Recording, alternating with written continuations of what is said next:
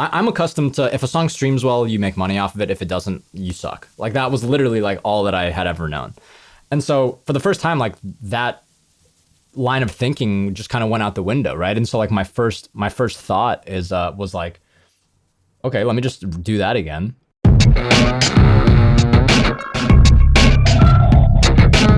Hey everyone, Kevin Rose here. Welcome to another episode of Proof. Today we are talking music NFTs.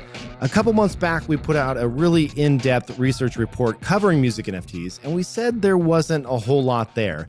But a little bit of time has gone by, and now Daniel Allan, who's an NFT music artist, is joining us today to talk about his career path into music NFTs and how he's actually making it work. We also chat with Adam, who is my colleague over at True Ventures, who's a member of many of the prominent NFT music DAOs. Let's chat with him. Daniel, Adam, so awesome to have you on the show. Let's go. Stoked to be here. Thanks for having me, man. Yep, it's great. Yeah, this is going to be fun because I have always been really curious about the world of music NFTs. We did a report at Proof on basically a multi-page report on the State of the Union here a few months ago. A lot has changed though. Like things are changing. Projects seem to be actually taking off in a crazy bear market, which is nuts. But I'd love to hear how you two got connected. And then, you know, Daniel, just hearing your journey into this space and what it's like for an artist to get involved here would just be fascinating. Totally. Adam, I might lean on you a little bit for the spark notes of how we met because I don't totally remember. Yeah, well, I would even say you should start with your story because I think your story is the preamble to how Noisdo and we all got involved. So Perfect. Start with you and your journey in.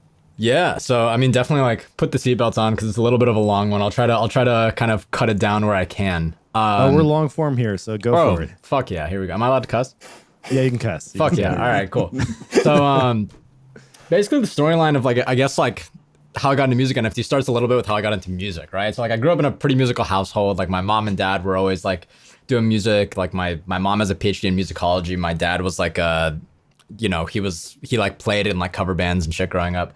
But you know, fast forward a bunch of years, in middle school, I noticed that there were a bunch of rappers. I went to middle school in the projects in like Louisville, Kentucky. So there were like all of these rappers who were just kind of like running around, like freestyling in between classes. And, I kind of had that context of listening to hip hop. I didn't have any like experience like creating it or working in it, but I remember I kind of just went up to one of the kids in the middle of in the middle of the break in between classes and was like, "Hey, like, where do you record your shit?" And he was just kind of like, "We don't, like, none of us do."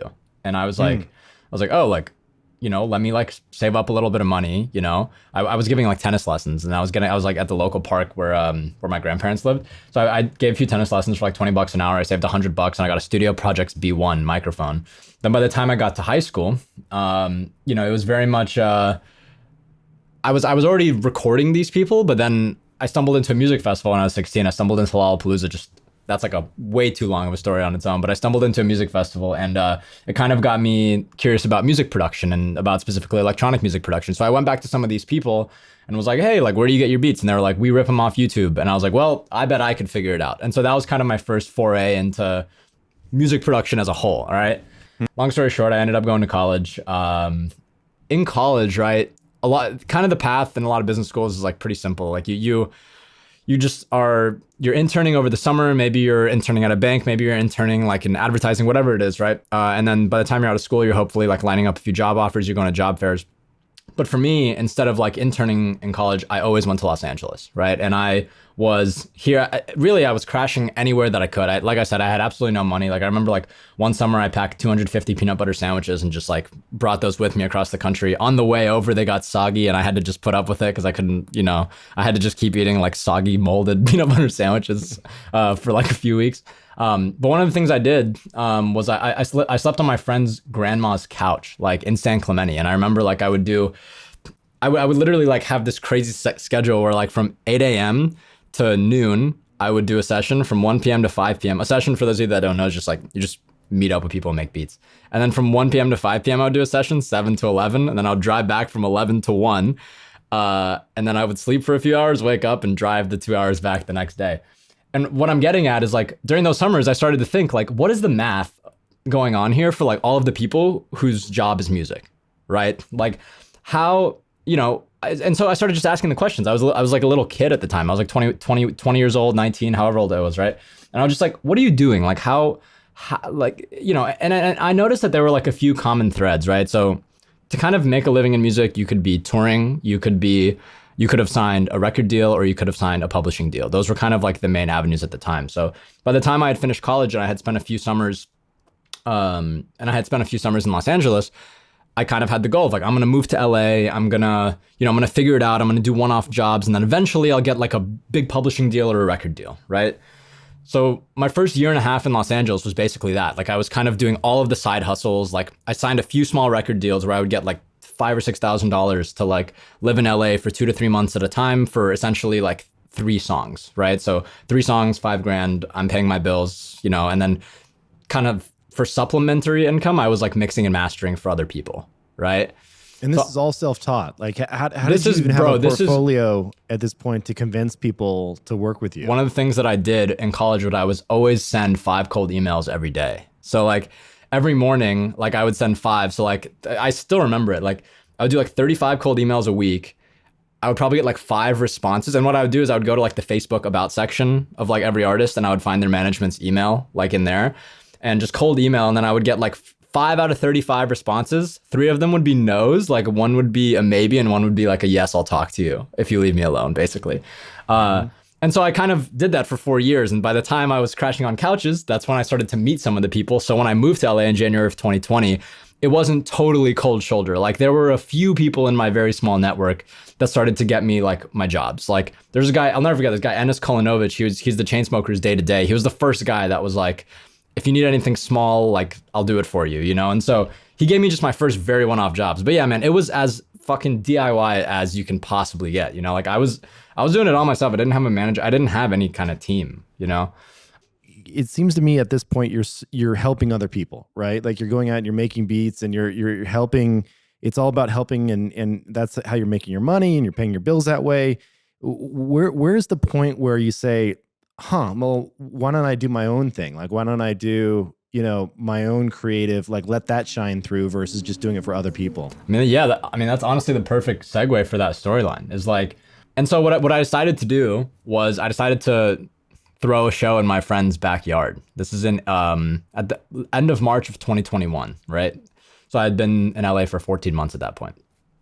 And the whole point was I wanted to take all of those email lists that I had from over the years of music industry people and my girlfriend who works in music, and just literally like every single person, just be like, listen, tell every single person come to this backyard show. It literally was, I remember it was like $1,500 to put it on, and I had $1,600 in my wallet or in my bank account.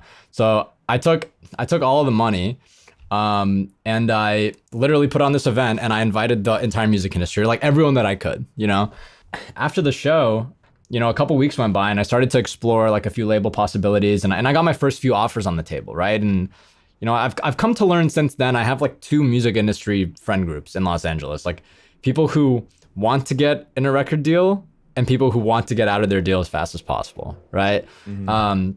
And I think that to an extent, right, like wanting to get a record deal, or at least your first major record deal, it's kind of a big deal. Like you get the validation that you're good enough. Like you get the validation, like the music industry gives you kind of the sign off. But when you kind of look at the finer details and you're already in it, you're kind of realizing like, wow, like this isn't really what it's cut out to be. It doesn't, for me, like the offers that I saw didn't necessarily solve the problem that I was trying to combat, which is like, how do I at least have enough money where I'm just focused on music, but I can at least do things on my own terms, And like a lot of my closest friends had just signed to majors. And by the way, I'm not a fuck record labels guy. I think that there are a lot of scenarios where they make sense, but for my situation specifically, I was like, this just doesn't really solve what I'm looking for. Mm-hmm.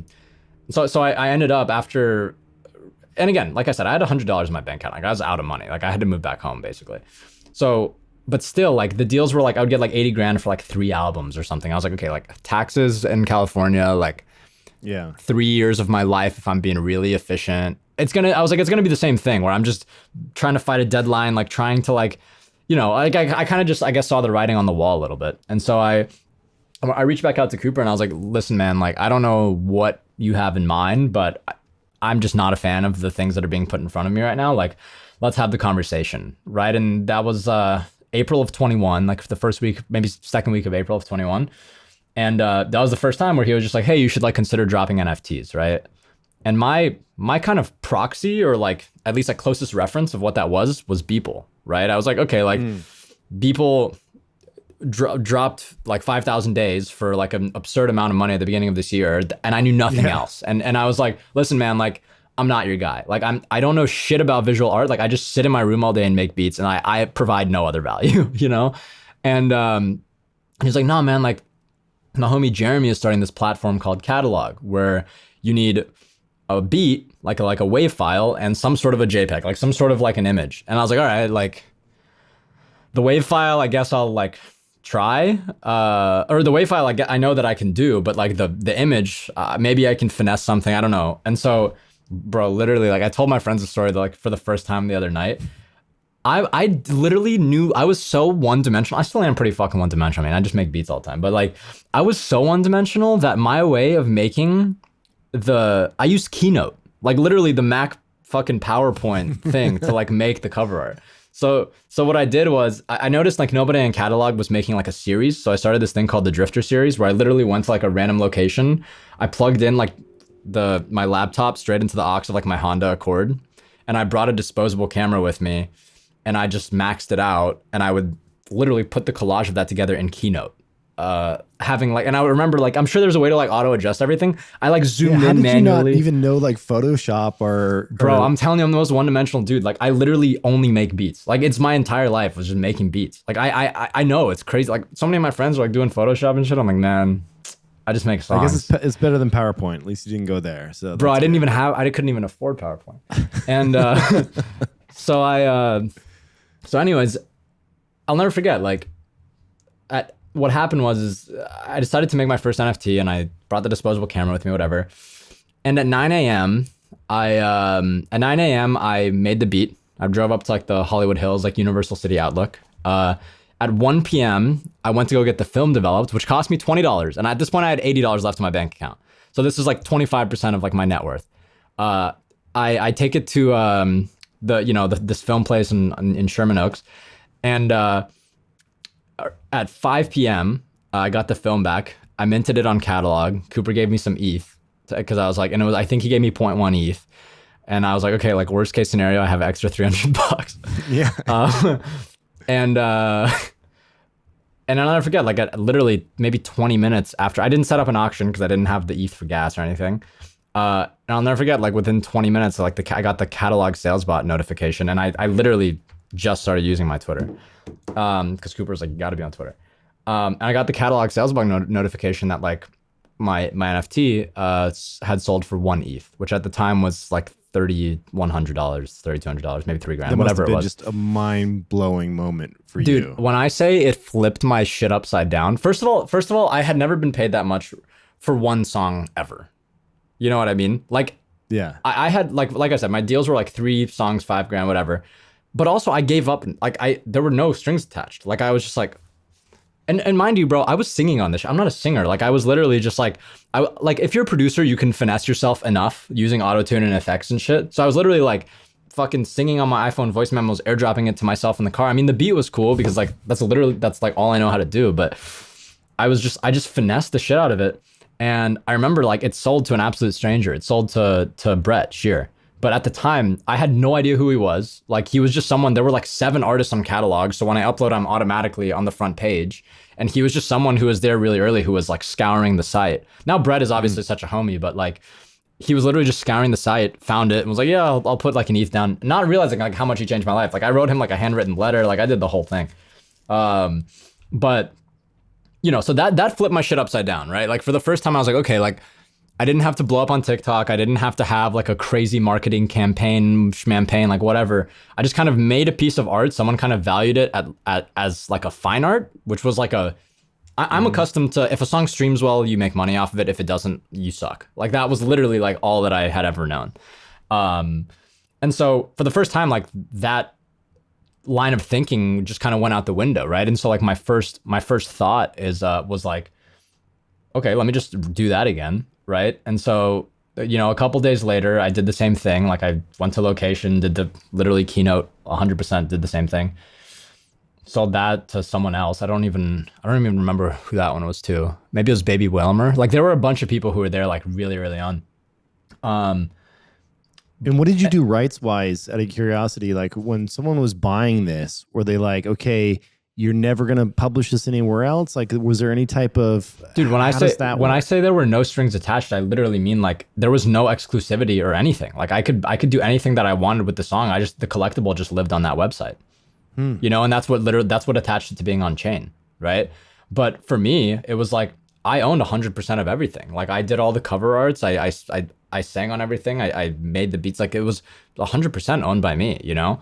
And yeah, it was non-exclusive. So I could drop that same song on Spotify. But the thing is like, when it comes to releasing music traditionally, like you really have to have a little bit more of a curated approach, because you do want to cast a wide net. You do want a lot of people to listen to your stuff. But I'm not speaking just for myself. Like there's so many artists out there who make like 300 songs a year, and 15 of them come out, you know, and then you have this hard drive of 285 songs where there was never really like an outlet for them to live outside of like a SoundCloud, right? But you need to have, for your SoundCloud to do well, you have to have like a bigger following. So it's this weird chicken and the egg thing where like, yeah, you can like drop it, but like no one's like, at that time, SoundCloud was being a little bit less looked after. This is like 21. So it's like, you're not going to get nearly as much like organic growth as you would otherwise.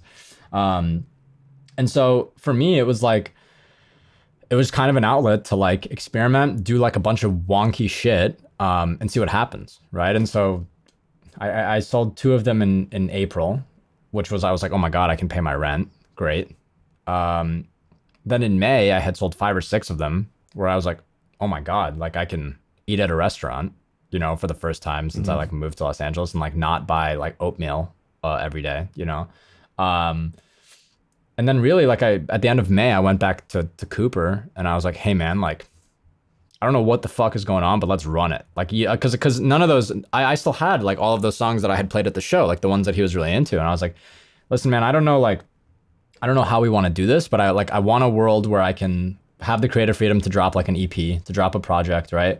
And I want to find a way to like involve fans in it, right? To bring them into it. And so that was like, I had the first ideas for like Overstimulated at that point. And I was like, yeah, man, I'm ready. It's May. Like, let's run it. And he was basically like, no, dude, like you have no idea. Like you barely know how to like mint. You barely know how to like operate your MetaMask. Like, and so really for that entire summer, I really just did the same shit that I did in college, which was like the equivalent of cold emails. Just kind of became, I'm going to go to everyone who has like Ethereum in their bio in Twitter, like Ethereum since 2014, Ethereum since 17, whatever.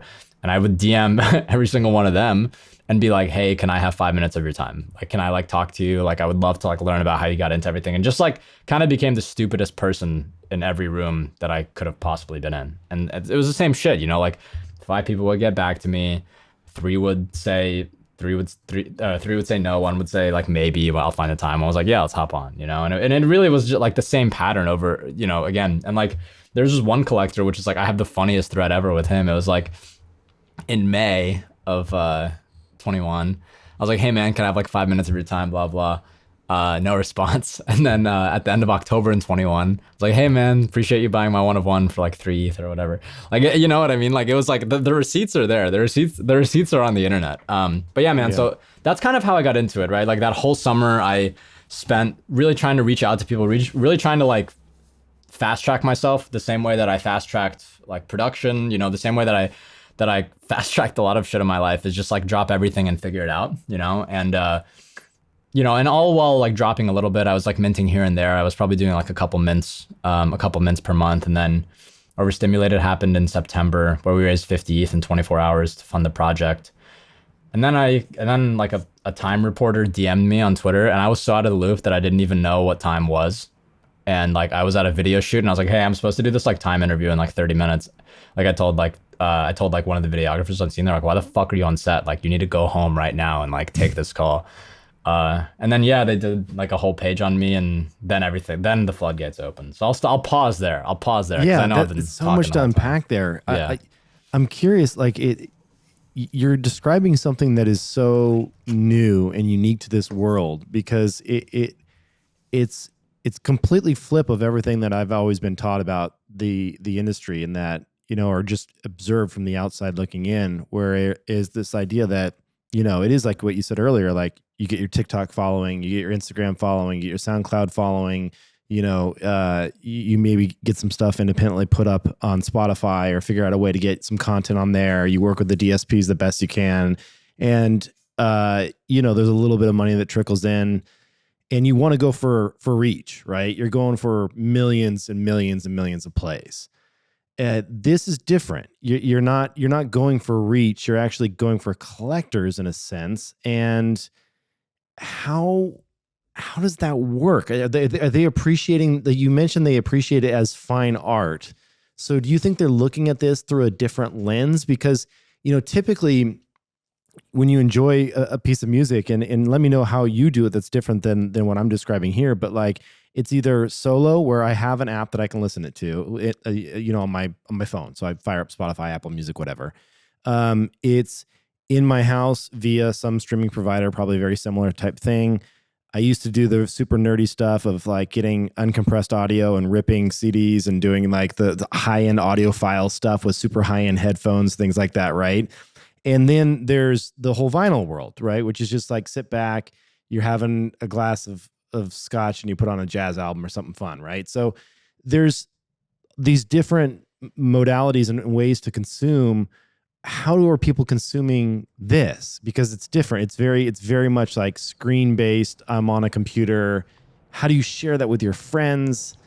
What are your collectors saying? What's changing here? Like what's flipping here? So I would say the bigger change. I mean, obviously the immediate similarity to me early on was vinyls, because it was like this. It was a collectible on the internet that was the first thought. But I think for me, it was less about how are you sharing it with your friends. I think it was more how are you sharing the relationship with the people who listen to your music? Because Spotify Wrapped just came out.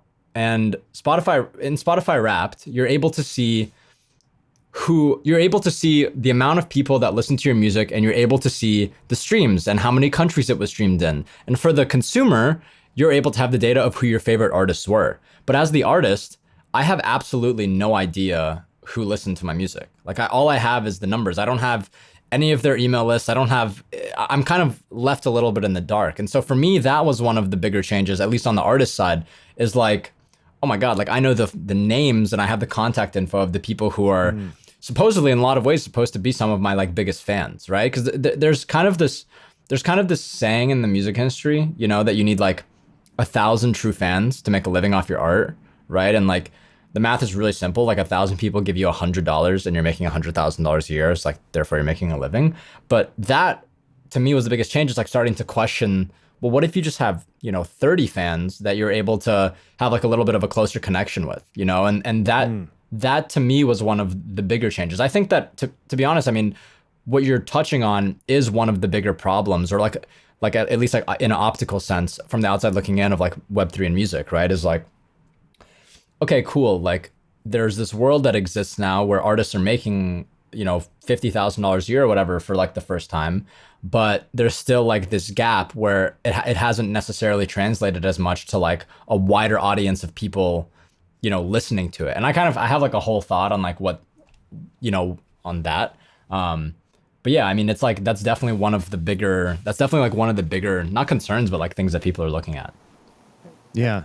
And I think, go ahead, Adam. I think I could jump in here on some part, at least give some context and then answer that question. Then probably. Yeah, you never even said how we met. Yeah. Well, I can go here, which is, I guess I'm here with two hats. My day job is with Kevin, which is a partner at True Ventures, where we're an early stage venture capital fund. We invest in founders very early in companies like Proof, Peloton, Ring, but also we've been deep in music, things like Splice and Bandcamp, and then early in crypto and NFTs with things like Art Blocks and Tribute Labs, which we'll come back to for the story. But as a side hustle, right around the time Daniel's having his kind of summer of learning about Ethereum DeFi, True is investing in Tribute Labs. And so we're spending a lot of time with Aaron Wright, the founder. Kevin, you were an early Flamingo member.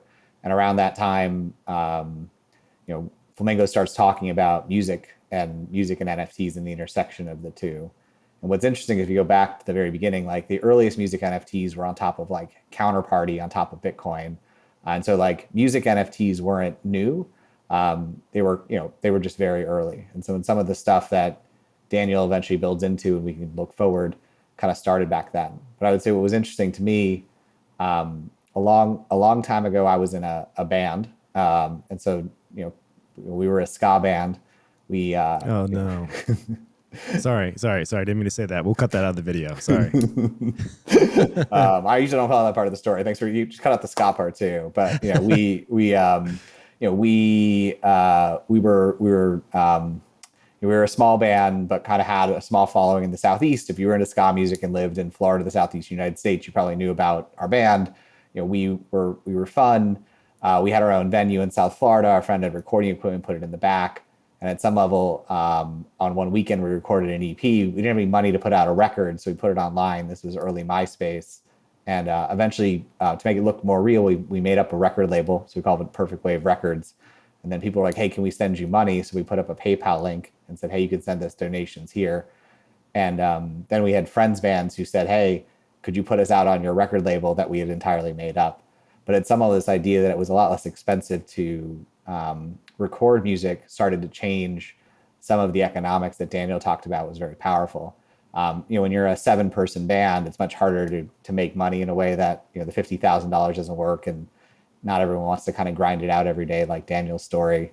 So that didn't work out. But later on, we're at True, we're investors in a company, Splice, which kind of focused on producers like Daniel, where, Daniel kind of shared the story where, kids growing up now are, they get a Mac for Christmas or from, hand me down from an older child. 4 of the top 5 pirated pieces of software are music production software. They either go to really shady websites to download sounds, or they go to Splice now to kind of get samples, but like in their bedroom, learning from YouTube can start to make music. And one of the two things that I think people are told at some level, everyone, I think at every point has tried to make music. Everyone's sung or, played music or sung along to a song. But if you really think about, Daniel's arc, what's interesting to me is if you want to do music professionally, you're either told you're not good enough or it's not a real job. And at some level, not good enough is something you keep working on and the tools will keep getting better, but not a real job is like a real challenge in a way that, there was not a lot of paths to make early revenue as an artist other than the story that Daniel shared. At Splice, we came out with this idea of artist sample packs, where we started going to artists that were up and coming and say, hey, would you release some samples with us? Our first one was this artist, Crane, who in 2016 or 17 had this bamboo snare sound, which is like the song of the summer. At the time, he was a dishwasher at Fuddruckers, but like doing music on the side like all the time. And from the $1,000 or so he made from the artist pack, he was able to quit his job and do music full time. He's now Crane, the producer. And there's a bunch of our stories like that. Kiara being another one. And so around the time we're investing in Tribute Labs, we had also just invested in Art Blocks. And one of my favorite memories of talking with you and Eric, at some level, Eric's like, well, I loved generative art, but my friends who were doing generative art, it wasn't a business. And at some level, this gave them a business model for something that's existed since the 50s. And so along the same time, you had the earliest music to NFT folks, folks like Justin Blau, folks like Verite, folks like Jonathan Mann, or even on the kind of visual art intersection, DataBot, Steph Beef, others, kind of experimenting with new models of fan ownership. All that's kind of happening around the same time that Flamingo, some members of Flamingo are like, hey, we should be thinking about this music NFT stuff.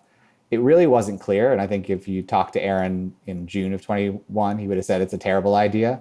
And at some level, until November of 21, I think it wasn't really quite clear. And around that time is when Daniel did kind of the overstimulated, funded his first EP. And I think at that point, a lot of this stuff started really accelerating through 22, at least on the artist side. I guess one last thing, which is how we got to the collector piece. So in November 21, we started this group, Noise DAO, incubated inside of Flamingo.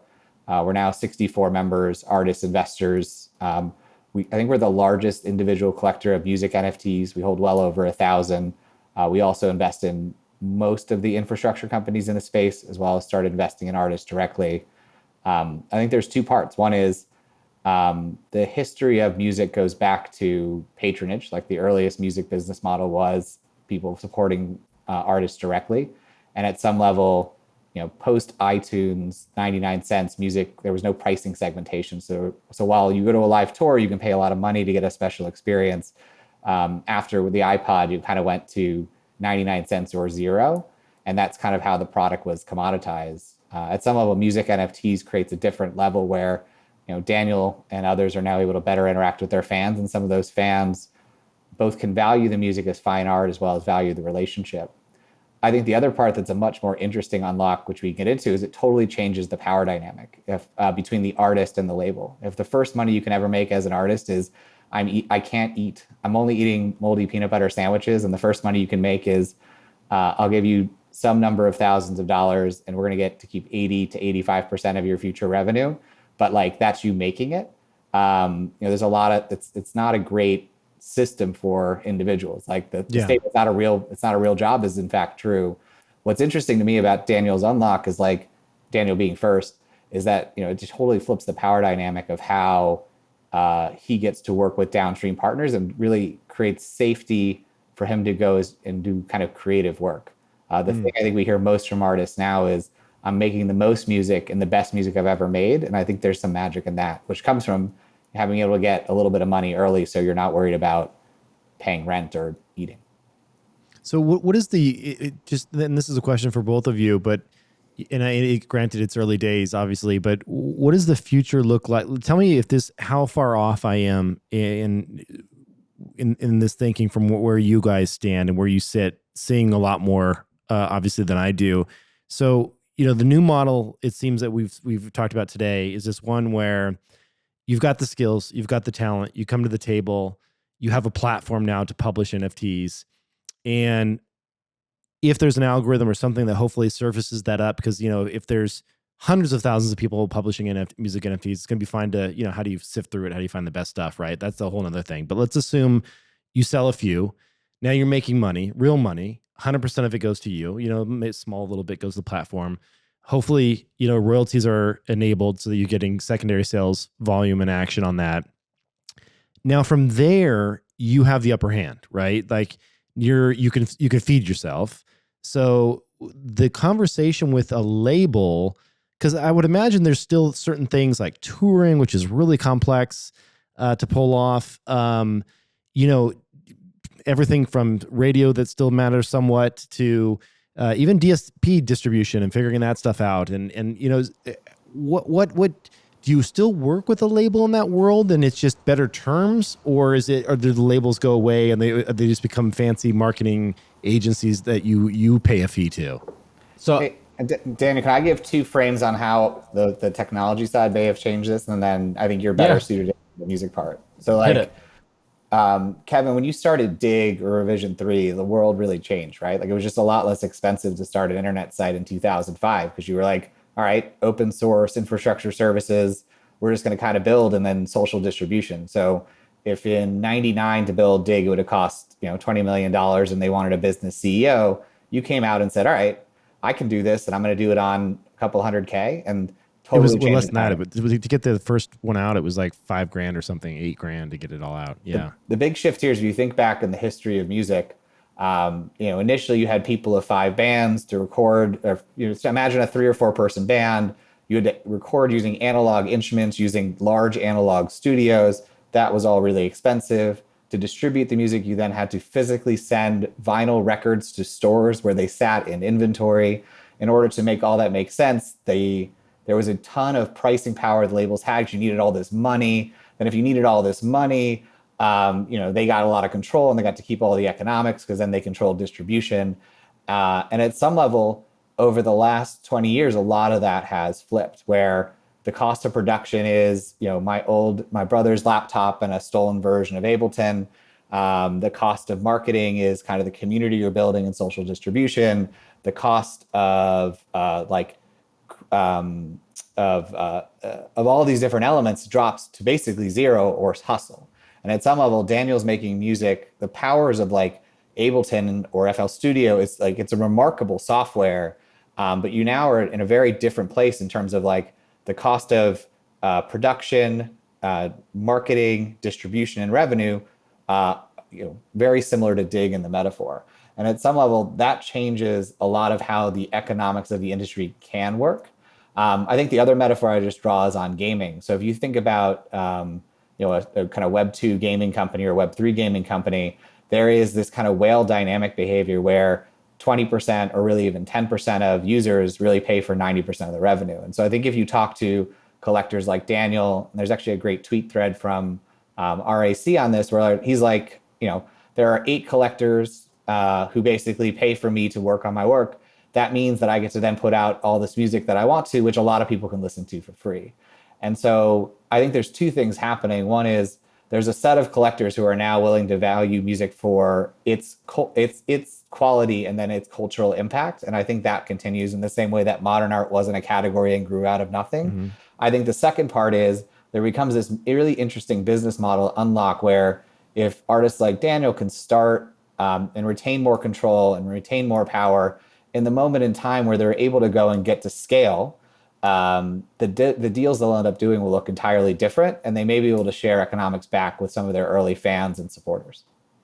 And I would say you kind of hinted towards where I was going at the very end. I would say if you were to use one word, especially like the first 80% of what you said to explain the shift, I would say your word might be like overhead or cost. I think my word would be leverage, right? Like I think that for the very first time, like me a year ago when I did a show in my friend's backyard going to a major label, I had absolutely no leverage. Like I was a kid who had just a bunch of music, did not bring anything to the table at all, right? And needed someone to do everything for me, right? As much as I hustle, as much as I work hard, there's at least optically, there's this like perspective that like they're the ones that are going to do everything for you. I think where it's shifted for me now, and this is like kind of what Adam said towards the very end, is like, I'm able to come to people and look, like I drop X amount of NFTs a year. I drop X amount of projects a year. I've cultivated this entire world. Sorry, I hit the mic. I've like cultivated this like entire world by myself, for myself. Right. And so I don't necessarily need you in the same way that maybe me a year and a half ago did, or in the same way that like a kid who hasn't blown up on TikTok might, right? Because that's really like the leverage. The leverage is like most of the time social capital, right? It's like if you have like a huge TikTok record, if you're streaming amazingly well, you supposedly have like this fan base that you bring along with you, and you can say, listen, I don't need a label. Like the only way that I need you guys is like to put fuel on the fire, right? And I think that's what kind of changes the dynamic. Is like for me, like I'm able to take the money that I make off of music NFTs and put that back into the music, put that back towards hiring a team, put that towards like people who are going to help me like get more time to make songs, right? And like while growing like my brand, because I definitely care about playing big shows. I care a lot about I still care a lot about like making timeless records, and I that's always going to be like high on my priority list because that's just in my nature, right? But in the world that I ever want to go to a major, that I want to have that conversation, I'm able to go to them and be like, look, like I'm kind of a little bit more interested in like a little bit of like an a la carte situation. Like I have these things and I'm able to do that because of like, the 30 to 50 people who support me the most. All I want from you guys is distribution and like a distribution service. And if the deal isn't absolutely perfect for me, I can 100% confidently walk away and it doesn't change the way that I live my day-to-day life. I think that the thing that I mentioned earlier about like, you need 1,000 true fans to make a living off your art. I think what that kind of trends towards really depends on the type of artist that you want to be. Like you can be an artist that makes X amount of money, like, like I said, $50,000 a year just from your like 30 super fans, right? But I think that, and there's nothing wrong with that, right? But I think that a lot of people have asked, what is the like breakthrough moment for like music NFTs? Like, what is that going to be? And like, I don't have a crystal ball. Like, I don't think anyone that can confidently give you an answer is someone that you should trust, right? But for me, like at least my thought process on it is like, there needs to be some sort of an artist that can cross the chasm from like Web 3 into Web 2 and live in between both worlds to the point where like that thesis of having 1,000 true fans, I think what that looks like is you have 30 to 50 Web 3 super fans that can provide the resources for you to get to 1,000 fans, for you to get to 5,000 fans, for you to get to 10,000 fans or whatever it is, right? And really, like when you're able to have that platform, you're always going to be able to point back to like your beginnings, which is like, like I drop NFTs, like I have a big I have a big record, like here's a link to the collectible for it, And so I think what I'm getting at is you're able to. That leverage has never existed in the history of ever. Like it's always been so historically gatekept. Yeah, I love that, and it feels like it's time for that to happen. I'm curious, when you think about kind of value accrual going back to the actual NFTs, like the fine art parallels are easy for me to grok because, we have so many examples of just, traditional fine art where you can look at it and say, oh, those are selling at Sotheby's or Christie's and they're going for X number of millions of dollars, whatever. And now they're doing that digitally with NFTs. Like, got it. There's the line, right? On the music side, I have a little bit of a harder time because in my mind, it's always like, okay, what's the most high-end collectible piece of music? And it's always been, okay, they have these things like, I think they're called like hot pressers or something, like these very first edition vinyls that are like, you get an old, perfect Japanese imported vinyl of the Beatles, and it's like, $3,000 or whatever, right? Or and then you have artists that during the CDs era, they'd do these like box sets with like a few unreleased tracks that you didn't get anywhere else, right? And so those would be more expensive. But what is it that is there ever a world where we look at an artist and we say, okay, I'm sorry, I mean like a musical artist, and we say their NFTs are worth hundreds of thousands of dollars, and how does that happen? Like what has to shift in someone's brain to think, because most likely you'll just be able to stream that song, right, and in full fidelity somewhere else. I'm wondering, like, unless it's like some people have said, maybe the artist should say, hey, I'll do royalty splits on this track and I'll put it out as an MP3. And if you're one of the holders of the MP3, you get an automatically routed cut of the royalties ongoing in perpetuity, right? Like, there's been conversations like that.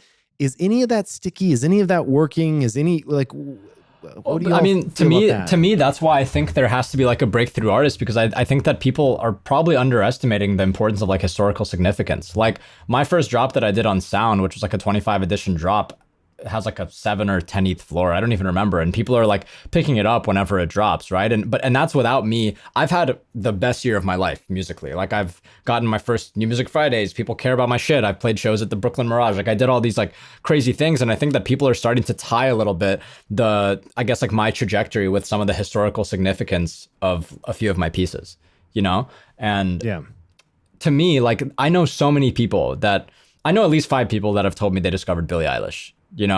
And I don't really, there's no way to like, this is like more of like a on-chain conversation, right? But like, there's actually like never been a way to like verify that you were like one of the first fans of that person, or that you were the person that might have found them. And I think that, if there were a way to, I guess like prove that, or to at least have like a collectible of it, of being like, listen, like I was like the first person who owned Ocean Eyes, you know what I mean? Or who owned like one of the only like 25 limited edition runs in 2013 of Ocean Eyes, or 2015, whenever it was, right?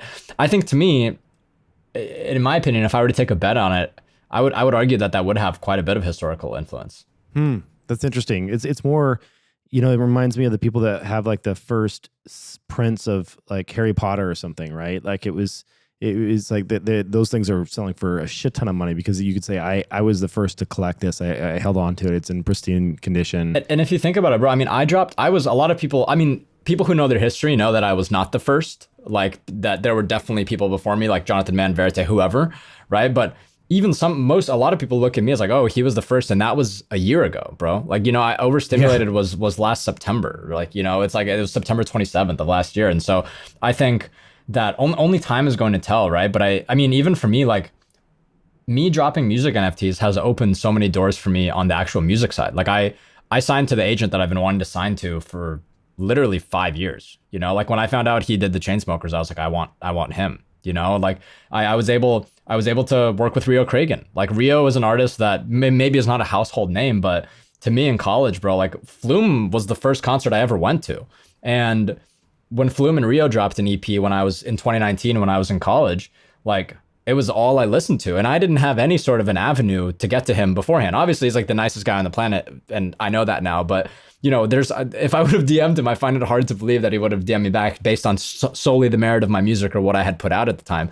But in a weird way, like, me dropping music NFTs has kind of, and I don't mean this arrogantly, but it's put me like in the conversation with a lot of artists that I really enjoy, and they kind of view me as like an equal collaborator now. And so that's why I think I've always, Adam, looks like you might want to add some, but it looks like that's why I've always valued dropping music NFTs and being one of the first, and like trying to be the breakout artist that I'm alluding to, because it's like I've seen what it's done for me and like the doors that it's opened for my collaborations and my career.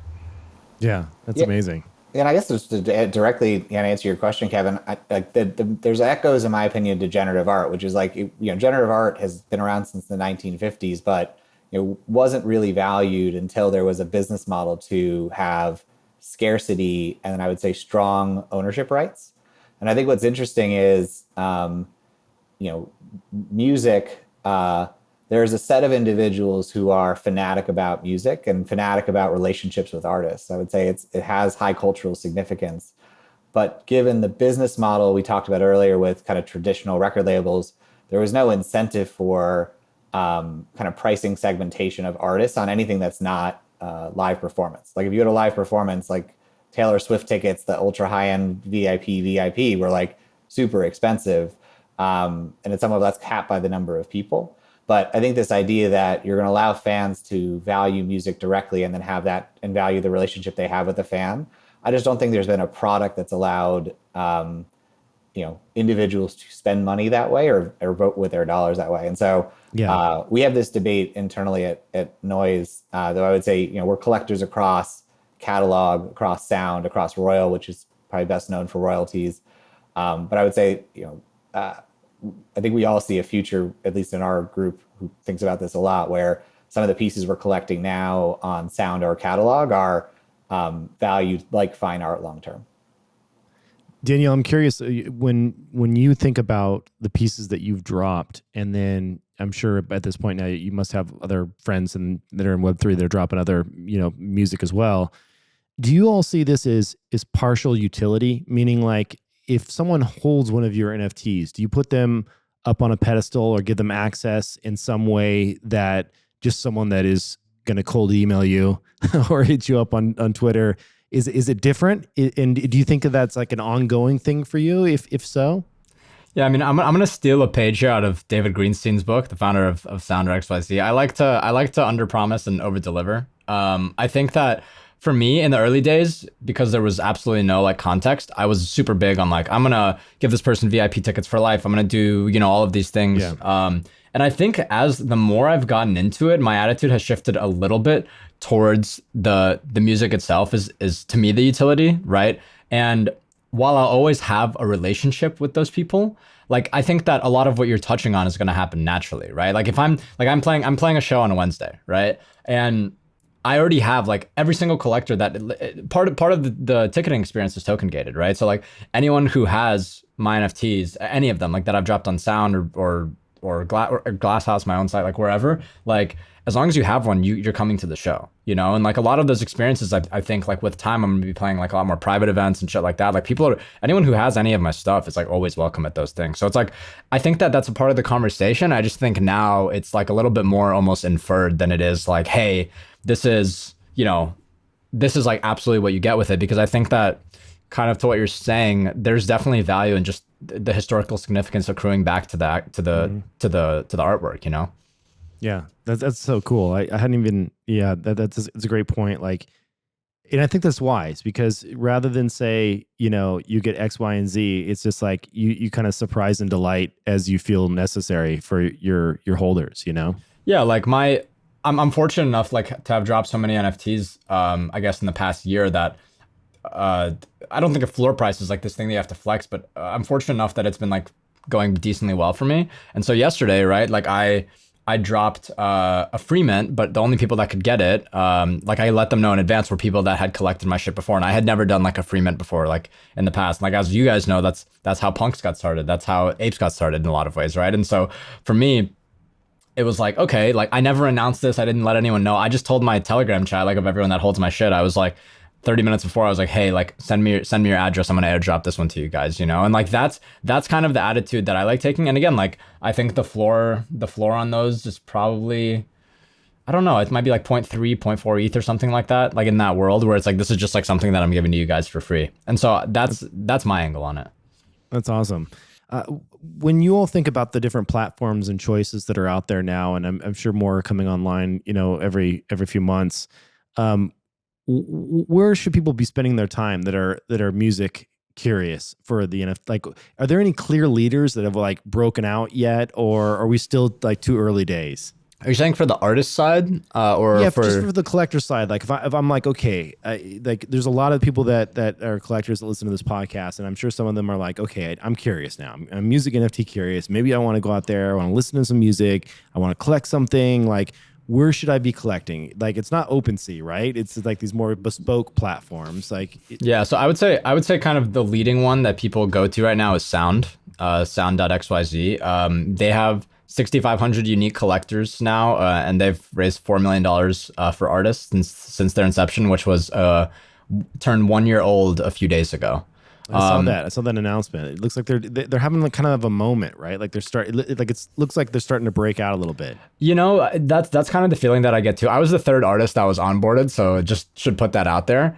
But like for me, it's definitely there are two leading ones in my mind. I guess that we can throw a third in it, but to me, it's like Sound for editions. It's Catalog for one of ones, and then it's Zora for people who there is just like a little bit less curated, right? Like Zora, like you can drop today, if you want to. Whereas I think Right. like Sound is just a little bit more curated and very tailored towards like very specific like edition drops, music NFT drops. So they're kind of in real time defining like what a music NFT is.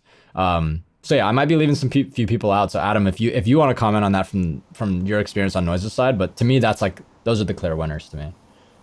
Yeah, I think when we started collecting early in January, we kind of said, "Hey, what's our North Star?" And I think our North Star has always been artists. And at some level, you kind of heard Daniel's journey.